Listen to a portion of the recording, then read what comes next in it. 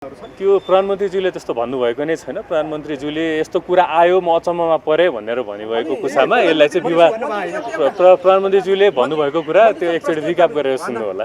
हामीले देखिहाल्यौँ प्रधानमन्त्रीज्यू सदनप्रति उत्तरदायी हुनुहुन्छ। अस्ति पनि उहाँले सदनमा आएर उत्तर दिनुभएको हो।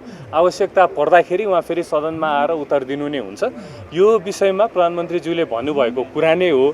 उहाँ सीमा विवाद टेबल टकबाट त्यसलाई मिलाउनु पर्ने कुरा हो।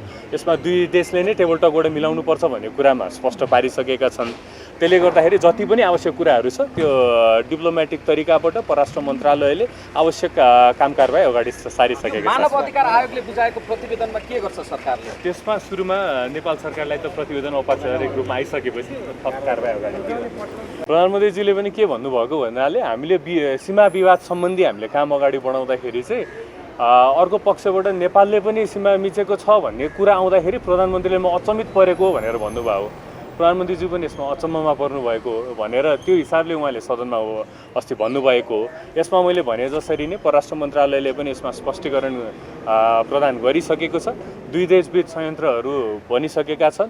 त्यसमा चाहिँ कति ठाउँमा भारतले उपभोग गरिरहेको सीमा नेपालमा पर्न सक्ने र नेपालले कति नेपालले उपभोग गरेको पनि भारतमा पर्न सक्ने भन्ने कुरा चाहिँ त्यो संयन्त्रहरूबाट आएको हुँदाखेरि चाहिँ दुई देशहरू बसेर त्यसको विवाद चाहिँ मिलाउनु पर्छ भन्ने कुरा प्रधानमन्त्रीज्यूको भारतको सीमा मेचेको प्रमाण